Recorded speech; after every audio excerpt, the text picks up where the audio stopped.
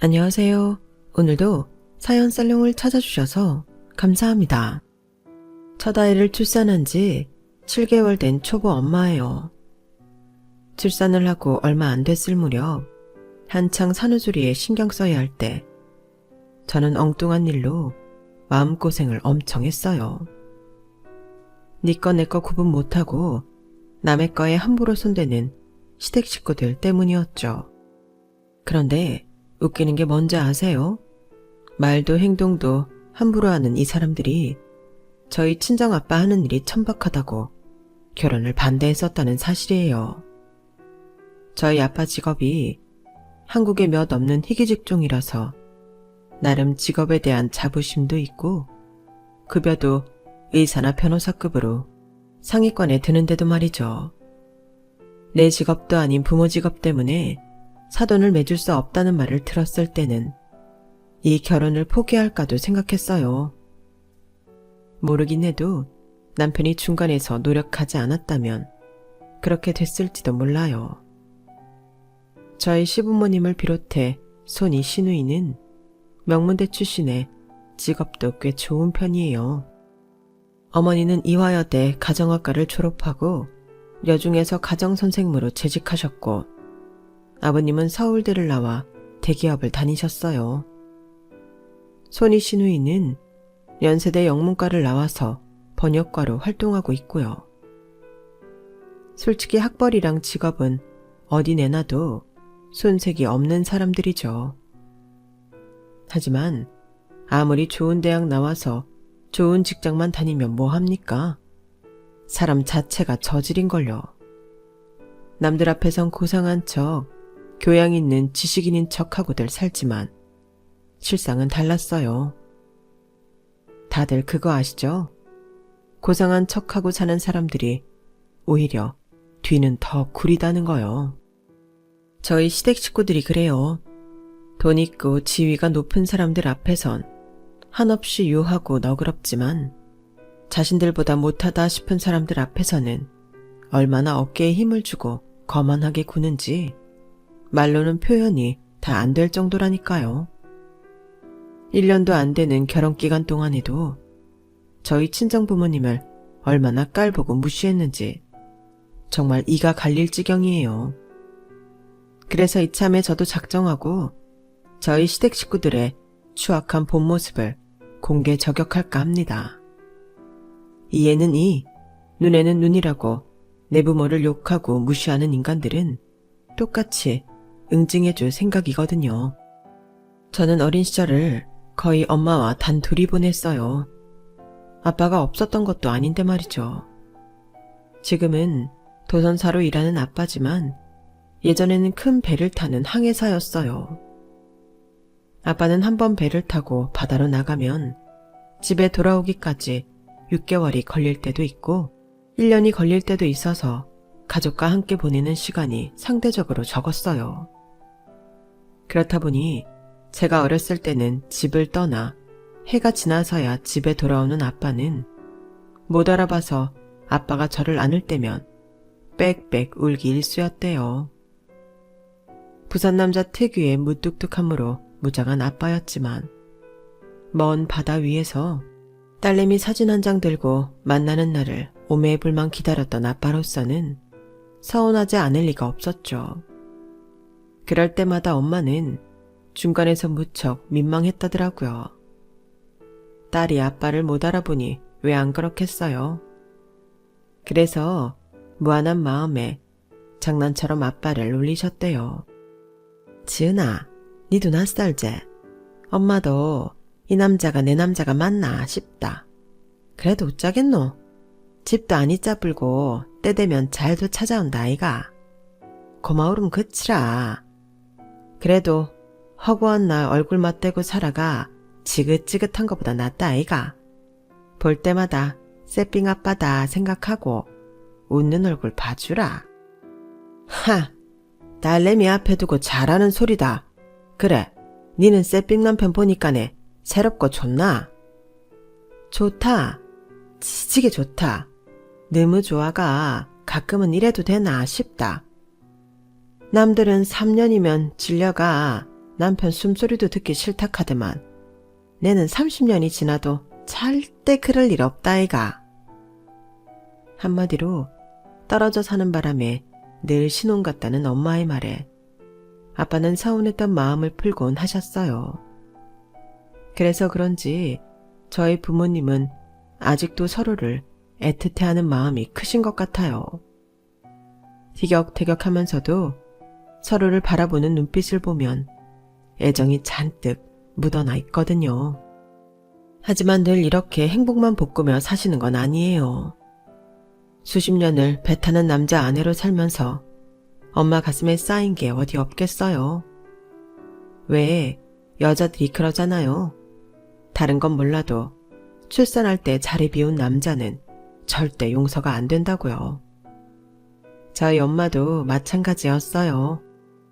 제가 태어나던 순간 저희 아빠는 남태평양 어딘가에서 항해를 하고 계셨대요.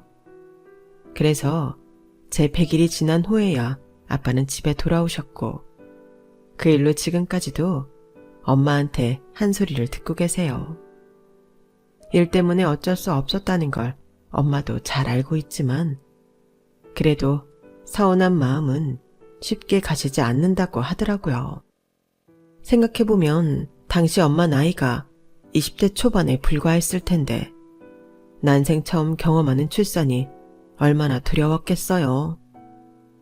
더군다나 남편도 곁에 없으니 출산일이 다가올수록 겁도 많이 났을 거예요. 혹시라도 혼자 있을 때 양수라도 터져서 꼼짝도 못하면 어쩌나 노심초사였죠.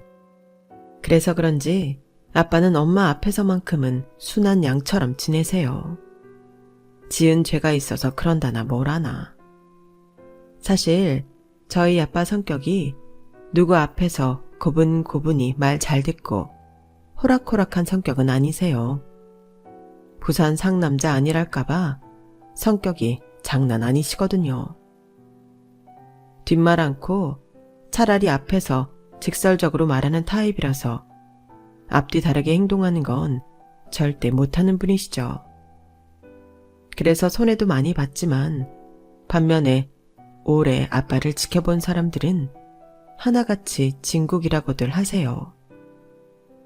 그런 아빠가 저희 시댁 식구들처럼 앞뒤 다른 인간들과 상대하려니 속이 좀 타셨겠어요.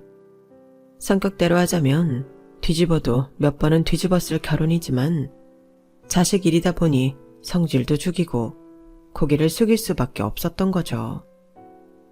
이렇게까지 막장 인간들인 줄 알았다면 아빠가 아니라 제가 먼저 한바탕 해두는 건데 돌이켜 생각하니 또다시 화가 치미네요.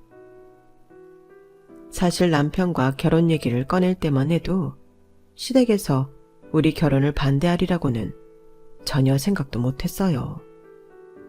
제가 남편보다 학벌이랑 직업이 좀 더 괜찮은 편이라서 나름의 자신감이 있었거든요. 그래서 호기롭게 시댁에 인사를 드리러 갔는데 아버님의 질문에 아빠 직업을 말씀드린 순간부터 분위기가 조금 달라지더라고요. 도선사?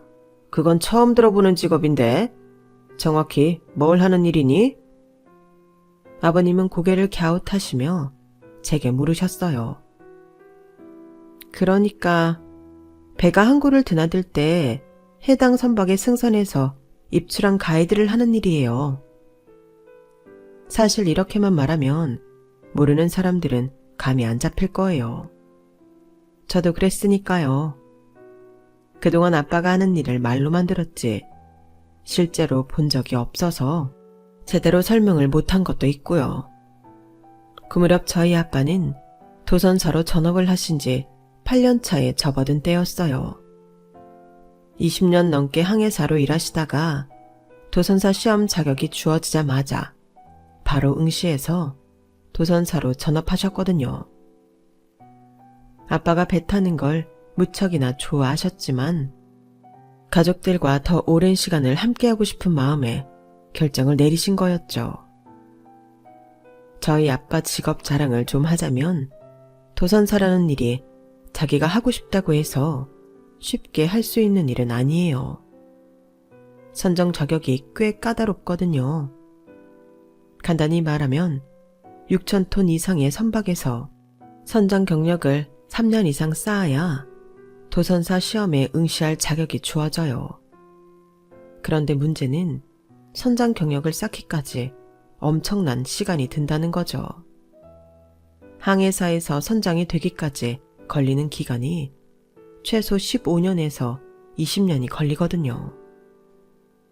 그렇게 선장이 된 후에 6,000톤 이상의 배를 3년 이상 운행한 경력이 있어야 비로소 도선사 자격 시험을 볼 자격이 생기는 거예요. 경력과 실력이 수반되지 않으면 절대 할 수 없는 일인 거죠. 그래서 우리나라에 도선사로 일하는 사람이 300여 명 정도에 불과하다고 하더라고요. 그중 한 사람이 저희 아빠고요. 워낙 긴 시간의 경력과 실력을 필요로 하는 직종이다 보니 수입이 센 편이에요. 하위 등급 평균 연봉이 1억이 넘거든요. 그러니 경력도 있고 실력이 좋은 상위 등급 도선사의 경우는 연봉 1억 넘기는 건 쉬운 일이죠. 제가 알기로 저희 아빠 연봉도 1억에 훨씬 넘는 걸로 알고 있어요. 그런데 저희 시부모님은 이런 사실을 모른 채 단지 배를 탄다는 이유만으로 눈을 내리깔고 보시더라고요. 물론 처음 뵙던 그 자리에서는 티를 내지 않으셨지만 말이에요. 그러니까 한마디로 배에서 일하는 직업이란 소리네. 뱃일 하시려면 힘이 많이 들겠어요. 그래요. 모처럼 우리 집에 와줬는데 차 마시고 놀다 가요. 나는 일이 좀 있어서 먼저 일어나 봐야겠네요. 여보, 내 찻잔은 서재로 좀 옮겨줘요. 방금 전까지 앞으로 우리 집 사람이 될 사이니까 편하게 말하겠다며 반말로 일관하시던 아버님은 갑자기 존대를 하시면서 자리에서 일어나셨어요. 그 작은 변화에 이상하게도 거리감이 확 느껴지더라고요. 시댁을 나와 집으로 가는 차 안에서 남편한테 물었어요. 태훈 씨, 오늘 내가 자기 집에서 실수한 거 있어? 실수? 아니, 근데 뜬금없이 그건 왜? 아무래도 아버님이 조금 달라지신 것 같아서 말씀을 놓으시다가 갑자기 돈대를 하시는 것도 그렇고 얘기 중에 서재로 들어가 버리신 것도 좀 걸려서 말이야. 아버님은 내가 마음에 안 드시나? 그럴 리가. 자기가 아빠 동문이라고 얼마나 좋아하셨는데 지난 추석 때 큰 댁에 가서도 자기 자랑을 하실 정도였다니까. 그러니까 괜한 걱정하지 마. 이럴 때 보면 남자들은 참 편하게 살아요.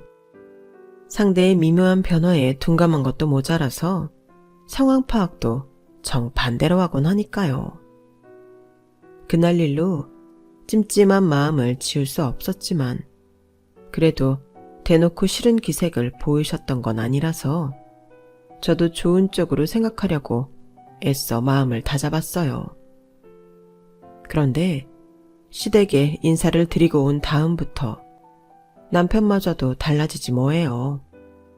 저희가 다른 회사에 다니고 있었지만 회사 건물이 같은 지역에 있어서 평소에 퇴근을 같이 하곤 했는데 언제부턴가 바쁘다는 핑계로 얼굴 보기가 힘들어지더라고요. 주말 데이트도 약속이 있다는 핑계로 미루기도 했고요. 그렇게 2달이 지나자 더는 모른 척 눈 감고 있을 수가 없었어요.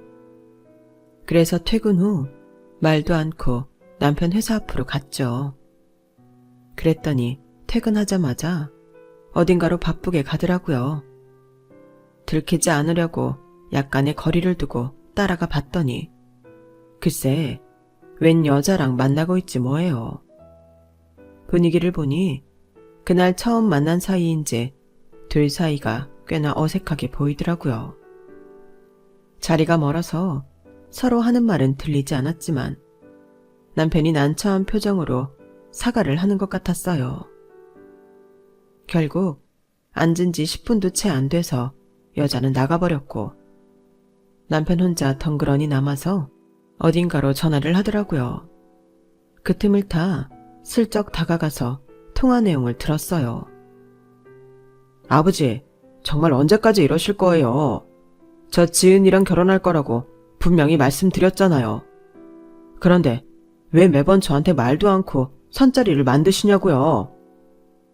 글쎄, 저는 지은이 아니면 결혼 안 해요. 앞으로는 이런 자리 만들지 마세요. 평소 아무리 화가 나도 얼굴 한번 안 찌푸리던 남편은 정말 화가 났는지 아버님과 통화 중에 큰 소리를 냈어요. 그러니까 요 근래 들어 바쁘다는 일이 아버님 강요로 선을 보는 거였다는 걸 안 저는 속이 부글부글 끓어올랐어요. 남편 마음은 아버님과 다르다는 걸 알면서도 화가 쉽게 가라앉지 않더라고요. 그래서 나도 모르게 퉁명스런 말투가 튀어나와 버렸죠. 그러니까 선 보느라 바빴던 거구나. 나 몰래 그것도 회사 근처에서 말이야. 지은아, 네가 여긴 어떻게 왔어? 지금 그게 중요해? 자기가 나 속이고 딴 여자랑 선을 봤다는 게 중요하지. 그래, 아버님이 강요해서 할 수 없이 나온 거라는 건 인정할게. 하지만 나한테 얘기는 했어야지. 언제까지 날 속일 생각이었어? 오늘 내가 뒤 안 밟았다면 앞으로도 쭉 속이고 선보러 다닐 생각이었냐고. 말해봐. 순간 너무 화가 나서 공공장소라는 것도 생각 못하고 소리를 지른 저는 커피 전문점 안에 있던 손님들 시선이 저희 두 사람한테 쏠리는 걸 인지하고서야 아차 하는 생각이 들었어요. 하지만 이미 칼은 뽑은 와중에 사람들 시선 때문에 은근슬쩍 넘어갈 수는 없었죠. 지은아, 내 얘기 좀 들어봐봐. 네가 화내는 거 이해해. 나라도 그랬을 테니까. 그래서 오늘은 제대로 단판 지으려고 했어. 너도 들었겠지만 아버지한테도 확실히 내 뜻 전했고 방금 전까지 있다간 맞선 상대한테도 결혼할 사람이 있다고 확실히 말해둔 참이야. 그러니까 다른 건 몰라도 내 진심만은 알아줬으면 좋겠어. 알죠. 제가 왜 모르겠어요. 하지만 결혼이라는 게 우리 두 사람 마음만 앞세워서 할 수 있는 게 아니잖아요. 결혼은 집안 대 집안이 결합하는 거니까요. 그래서 거두절미하고 스트레이트로 물었어요. 좋아. 단도직입적으로 물을게. 아버님이 우리 결혼 반대하시는 이유가 뭐야? 그 이유를 알아야 수습을 하든 마음을 돌리든 할 거 아니야. 뭔데 이유가? 그러자 남편은 잠시 망설이더니 기어 들어가는 목소리로 말했어요. 너희 아버님 직업이 좀 걸리시나 봐. 너도 대충 눈치채서 알겠지만 우리 부모님이 남의 이목을 되게 신경 쓰는 분들이거든. 사돈 될 사람이 뱃일하면서 푼돈 버는 분이라는 게 못마땅하시대. 주변에서 알까봐 창피하시다고. 역시나 제 예상이 틀리지 않더라고요. 처음 인사드리러 갔을 때 미묘하게 달라졌던 그 태도가 역시나 저희 아빠 직업 때문이었던 거예요. 아니, 도선사가 왜 창피한 직업이야? 그거 아무나 못하는 거야. 막말로 아버님이 대기업에 다니시긴 하지만 20년 넘게 근속하시면서 임원까지 못 가셨잖아. 비교하자면 도선사는 대기업에서 경력이란 능력 인정받아서 간부 자리까지 올라간 거나 진비 없는 직급이라고. 그리고 우리 아빠 연봉이 얼만데 푼돈이래. 자기 아버님 연봉 1억은 돼? 우리 아빠 딴 거 다 빼고 순수 연봉만 1억 3천이라고. 진짜 누가 누굴 창피해야 하는데? 뭐? 1억 3천? 아니, 도선사라는 직업이 연봉을 그렇게나 많이 받아? 그래. 그래서 내가 말했잖아. 그 직업이 쉽게 가질 수 있는 직업이 아니라고. 잘 모르면 나한테라도 자세하게 물어보실 일이지. 어쩜 자기 아버지는 말 한마디 않고 뒤에서 사람 뒤통수를 치냐? 이런 거 저런 거 다 떠나서 솔직히 나 자기랑 결혼 다시 생각하고 싶어. 그렇잖아. 만약에 우리 아빠가 돈 없고 직업이 변변찮은 사람이었다면 말도 안 되는 자기 아버지 행동에 내가 이렇게 광분이나 할 수가 있었겠어? 아니잖아. 우리가 사랑해서 결혼하자는 건데 부모 직업 때문에 쌀에 섞인 쭉정이 거르듯이 걸러지는 꼴 당하면서까지 나 자기랑 결혼하고 싶지 않다고. 그러니까 자기도 앞으로 나한테 연락하지 마. 욱하는 마음에 자리를 박차고 나왔어요. 남편이 따라 나와 저를 만류했지만 그날은 정말이지 남편 얼굴도 보기 싫더라고요. 마침 얼마 뒤가 구정 연휴여서 저는 고향 부산으로 내려갔어요. 부모님은 내심 제가 결혼 상대를 데리고 집에 오길 바라셨던 눈치인데 굳은 표정으로 저 혼자 내려온 걸 보시고는 제 눈치만 살피시더라고요. 딱 봐도 뭔가 문제가 있다는 걸 아셨을 거예요. 하지만 성질 급한 아빠는 결국 참지 못하시고 제게 물으시더라고요. 니 와 혼자 내려왔노? 같이 안 온다 카드나? 말해봐라. 싫다 카드나? 어이? 아 좀 아빠야 내 머리가 깨질락 한다. 고마해라. 말해봐라. 와니 대구박이 깨질락 하는데 금마가 니 싫다 카드나? 말 좀 해봐라. 뭔데? 어이? 아빠야 직업이 싫다 카드라. 뱃일 하는 거 쪽팔리가 사돈 못 맺는다 카드라. 인제 됐나? 아빠가 하도 귀찮게 해서 내뱉은 말에 순간 분위기가 싸해졌어요. 아빠는 세상 다 잃은 표정으로 멍하게 서 있더라고요. 그러자 엄마가 달려와 저를 붙들고 흔드셨어요. 니 지금 뭐라 했나? 뭐시? 쪽팔리? 도전사가 왜 쪽팔리가 사돈도 못 맺는다 하는데? 치는 뭐 그리 대단한 일 한다고? 내 남편 직업이 쪽팔리다 카느냐고. 의사나 뭐 판검사나 된다 카드나? 대통령이나 된다 카드나? 아이고 무시라. 치는 뭐 그리 대단한 사람이라고. 치아라. 결혼이고 뭐고 파이다. 네, 딴 건 몰라도 내 남편 무시하는 것들이랑은 사돈 절대 못 맺는다. 네가 가가 단다이 전해라. 그 짝이 아이고 우리가 이 결혼은 절대 허락 못한다고. 알겠나? 화가 단단히 난 엄마는 명절이고 나발이고 다 필요 없다며 대낮부터 깡소주를 병째 들고 나발을 부셨어요. 평소대로라면 오히려 더 화를 내고 소리를 질러대야 할 아빠는 그날따라 입을 꾹 다문 채 축 처진 어깨로 앉아 계셨죠. 그 모습을 보니 제 속에서도 천불이 올라오더라고요. 그래서 엄마가 마시던 소주병을 뺏어 들고 벌컥벌컥 마셨어요. 그리고는 남편한테 전화해 쌍욕을 메들리로 퍼부어 주었어요. 이런 딸을 뜯어 말려야 할 엄마는 옆에서 오히려 추임새까지 넣어주며 살벌한 부산욕을 시전해 주셨죠. 그날 모르긴 해도 남편은 밥을 안 먹어도 배가 불렀을 거예요. 그리고 다음날 아침, 전날 과음으로 인해 쓰린 속을 부여잡고 간신히 눈을 뜬 엄마와 저는 아빠가 끓여준 콩나물 해장국으로 해장을 했어요. 그 큰 손으로 쪽파까지 쏭쏭 썰어서 해장국 위에 뿌려주는 아빠를 보니 미안하고 안쓰러운 마음이 들어서 코끝이 찡했어요. 아빠야, 미안타. 그래도 내는 우리 아빠야가 세상에서 제일 멋지고 훌륭하다고 생각한다. 내 맘 알제? 무라, 국 식는다. 그러자 엄마가 아빠 팔짱을 끼며 말하셨어요. 네 아빠 이깟 일로 상처 안 받는다. 사내 대장 마이가 부산 사나이.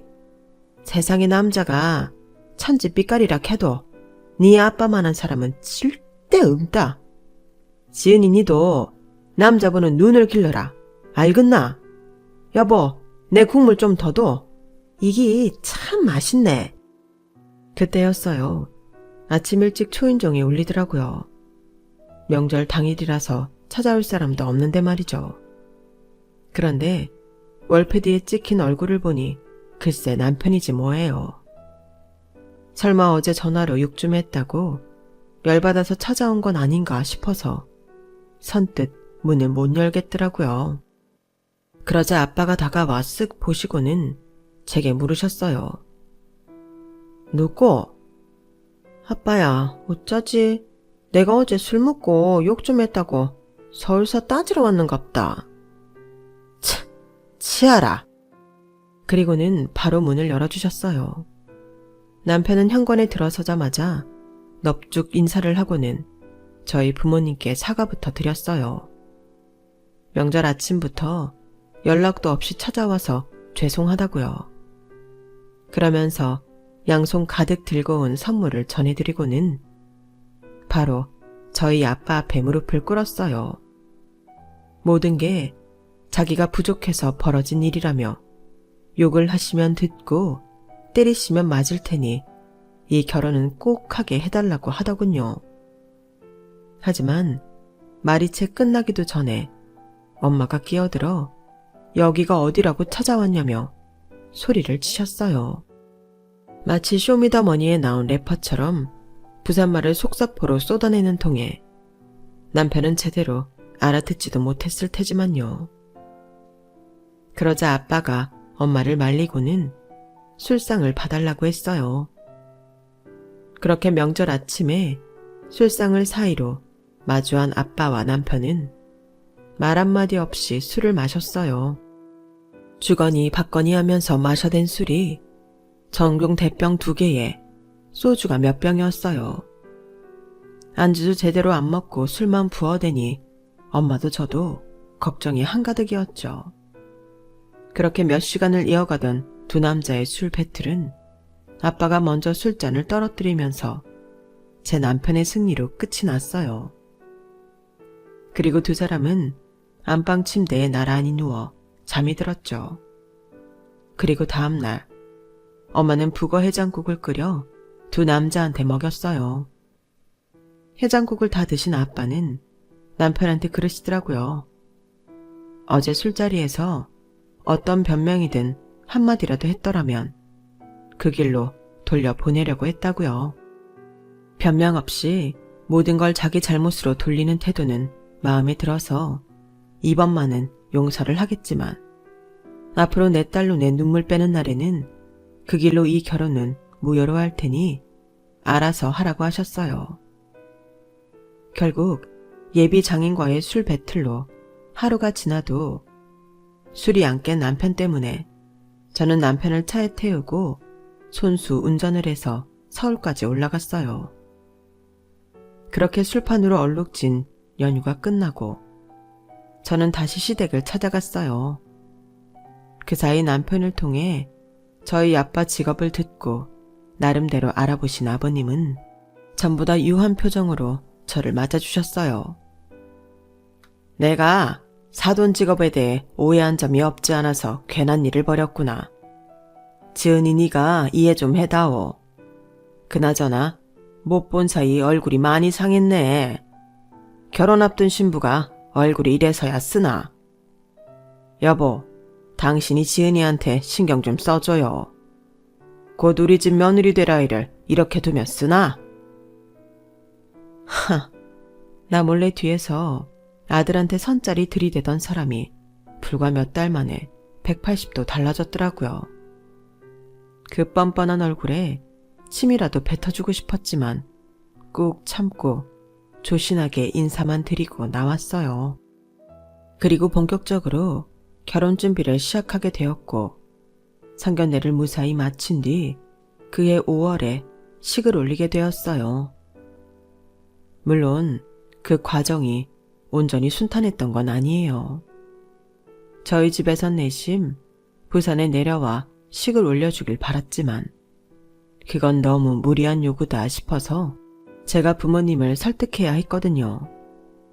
그렇게 다사다난한 시간을 뒤로하고 결혼 생활을 시작한 우리 부부는 그해 가을 아이를 갖게 되었어요. 그리고 이듬해 여름 끝자락에 출산을 하게 되었죠. 남편과 저를 묘하게 닮은 딸이었어요.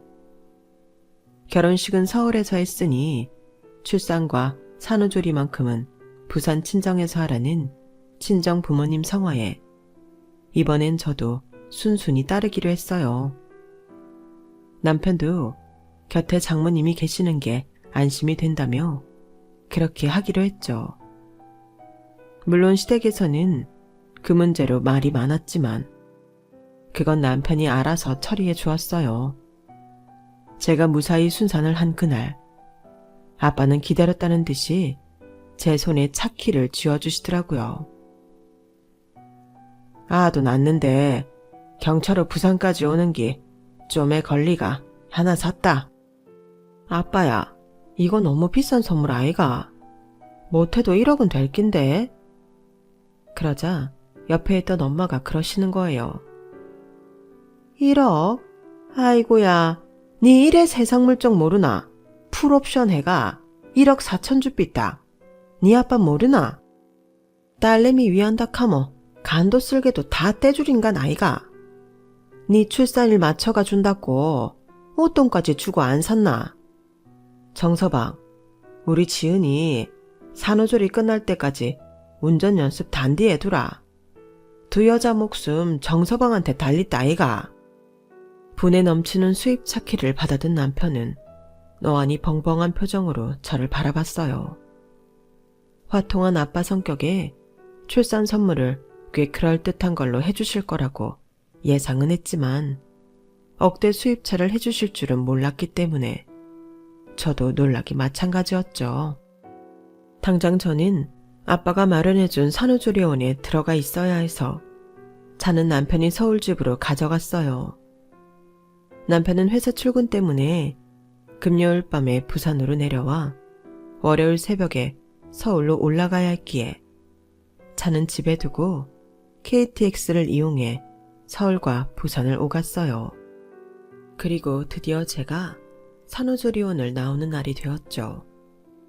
하필 그날이 목요일이라서 남편이 당장 서울로 내려올 수 없는 바람에 하루는 친정에서 지내게 되었어요. 그런데 사건은 다음 날 터지고 말았죠. 퇴근 후 차를 끌고 부산으로 내려온다던 남편이 자정 무렵 KTX를 타고 부산으로 내려온 거예요. 여보, 차는 어쩌고 KTX를 타고 왔어? 3, 7일도 안 된 애를 데리고 서울로 가야 되는데 어떻게 KTX를 타고 가? 그러자 남편이 울상이 된 표정으로 그러는 거예요. 실은 그게 말이야. 퇴근해 보니까 아버지가 나 몰래 차를 끌고 나가셨더라고. 엄마랑 누나 데리고 강원도로 여행을 가셨다나 봐. 말이라도 하고 가져갈 것이지. 아니, 나도 아직 못 타본 차를 왜 자기네 식구들이 타? 우리 아빠가 내 출산 선물로 사준 건데 왜 자기들이 먼저 타냐고. 그래서 당신은 그걸 가만히 보고만 있었어? 당장 가져오라고 했어야지. 했지. 그런데 나랑 통화하시고는 바로 휴대폰 전원까지 꺼놓으시곤 내 전화를 안 받으시더라고. 정말 나도 미치겠어. 우리 부부가 목소리를 올린 탓에 거실에 있던 부모님이 그 소리를 다 들으시고는 방으로 들어오셨어요.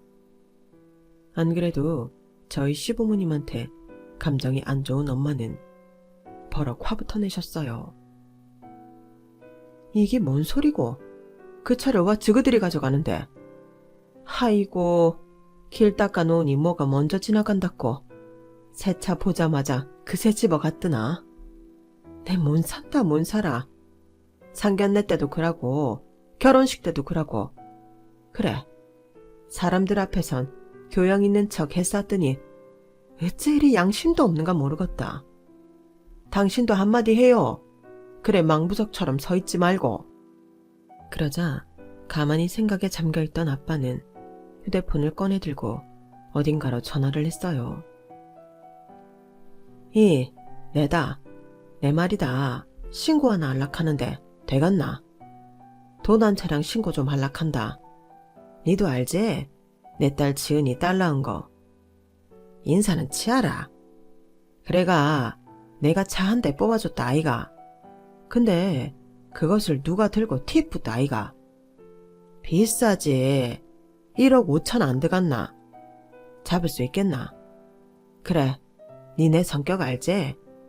아침 첫 술 뜨기 전까지 범인을 잡았으면 쉽다. 그래, 욕 봐라. 아빠는 아무 일 없다는 듯 통화를 마치고는 제 방을 나가셨어요. 엄마는 입가에 미소를 띠시며 뒤따라 나가셨고요. 남편은 사색이 된 채 저만 바라보았죠. 여보, 지금 장인어른이 차량 도난 신고하신 거 맞지? 아빠 친구 중에 경찰 고위 간부로 있는 분이 있거든. 아마 그 아저씨한테 전화한 걸 거야. 그 말에 남편은 쏟아내듯 한숨을 푹 쉬었어요.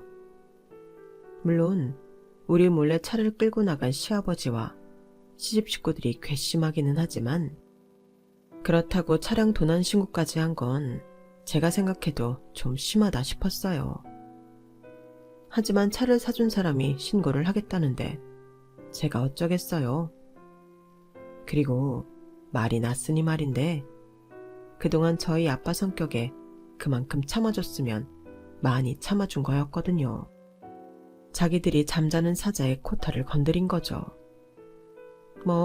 아무튼 그 일로 인해 남편은 밤새 잠을 이루지 못하고 전원이 꺼진 아버님 휴대폰으로 전화를 걸어댔어요. 그리고 다음날 아침 엄마가 주방에서 부산이 아침상을 차리던 무렵 아빠 휴대폰이 요란하게 울려댔어요. 그래, 잡았나? 그래, 네 일 좀 한대. 뭐라고? 치아라, 선처는 무슨. 내는 그래 할 생각이 전혀 없다고 전해라. 알바 아니다. 빨간 줄을 긋든 파란 줄을 긋든 죄 지은 놈이 알아서 할 일이고 내는 내 돈 주고 산 차를 훔치간 도둑만 잡으면 된다. 그래, 법대로 해야 안 하겠나? 네 단디해라. 내 성격 알지? 그래, 끊는다. 정확한 상황은 알 수 없었지만 아빠가 하시는 말만 들어도 차를 끌고 간 아버님 신상에 상당히 안 좋은 일이 벌어지고 있다는 것만은 확실히 알 수 있었어요. 그리고 아빠가 전화를 끊자마자 제 남편 휴대폰이 울렸어요. 아버님이었죠. 아버님은 밖으로 소리가 새어나올 정도로 고래고래 소리를 치시며 어떻게 아비를 도둑놈으로 몰 수가 있냐며 따지셨어요. 당장 차량 도난 신고 철회하지 않으면 가만히 안 둔다고 협박까지 하시더라고요. 그러면서 건드리지 말아야 할 선까지 건드신 거예요. 네 처가 이러라고 하더냐? 지 아빠가 사준 차 끌고 나갔다고 시애비를 전과자 만들라고 네 처가 그러더냐고. 이래서 근본 없는 집구석이랑은 사돈을 맺는 게 아닌데. 아이고, 내가 이 나이에 무슨 망신인지. 이놈아, 이래서 집안에 여자를 들일 때는 그 부모를 보고 고르라고 하는 거야. 무식하게 뱃일을 하는 인간 딸이니 무식한 게 지 애비밖에 더 닮았겠냐고. 어디서 쓰레기 같은 것들이 내 인생에 구정물을 튀기려 들어. 길게 말할 거 없고 네 처한테 말해서 당장 차량 도난 신고 철회해. 왜 대답을 안 해? 사실 아버님한테 온 이 전화는 제가 같이 듣자고 스피커폰으로 해둔 터라서 우리 부부는 그 통화를 함께 듣고 말았어요.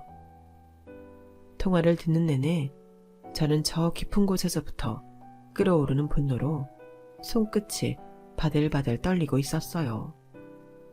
여차하면 휴대폰을 뺏어들고 제가 직접 한마디 할 판이었죠.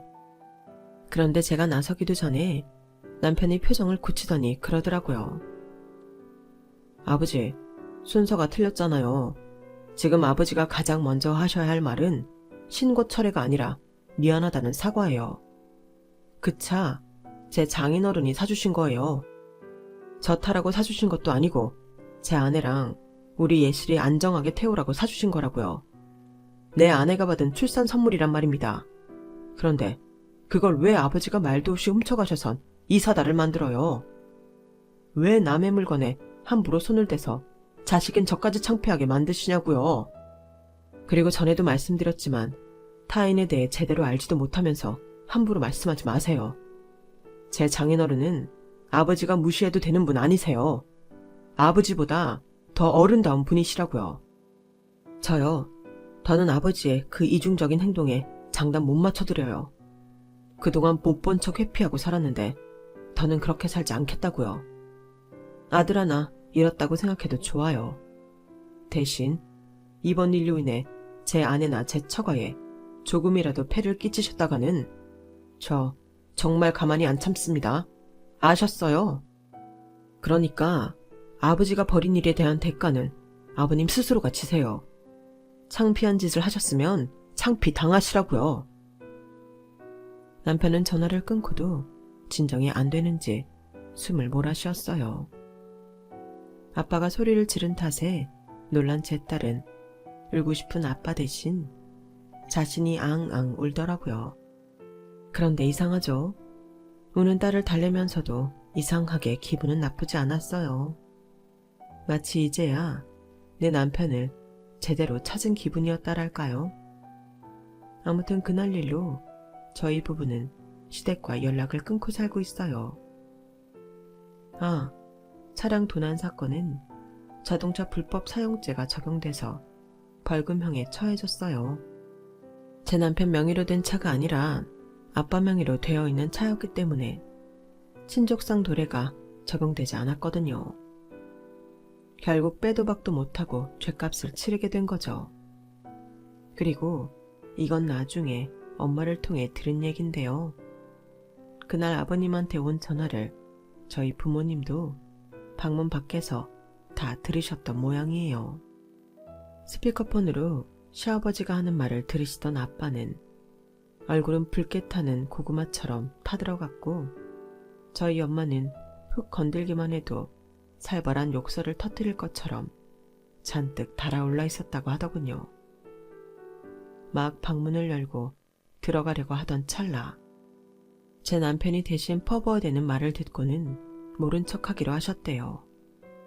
다른 사람도 아니고 자기 자식한테 저런 소리를 듣는데 더 말해 뭐하냐 싶으셨던 거죠. 이러니 저러니 해도 부모한테 가장 무서운 건 다름 아닌 자식이라고 하시더라고요. 맞아요. 30년 넘게 아버님의 자식으로 살아온 제 남편이 한순간에 부모 형제와 연 끊기로 작정한 것도 바로 저희 딸아이 때문이었거든요. 부모로서 더는 창피하게 살지 않겠다는 결심이 그날의 용기를 불러일으켰으니까요. 저희 시부모님도 제 남편의 이런 마음을 알아주셨으면 좋겠는데 말이죠. 아무튼 이번 일로 저도 많은 걸 깨달을 수 있었습니다. 부모가 된다는 건 또 다른 세계에 문을 여는 것과 같다는 생각을 하게 됐거든요. 제 딸아이한테 창피한 부모가 되지 않기 위해서라도 더 나은 인간이 되도록 노력해야겠다는 생각을 하면서 사연을 마칩니다. 지금까지 제 사연을 들어주셔서 감사합니다. 매일매일 행복하세요. 여러분, 사연 댓글에 응원과 현명한 조언 부탁드려요. 좋아요와 구독은 저에게 큰 힘이 됩니다. 오늘도 좋은 일 가득하세요.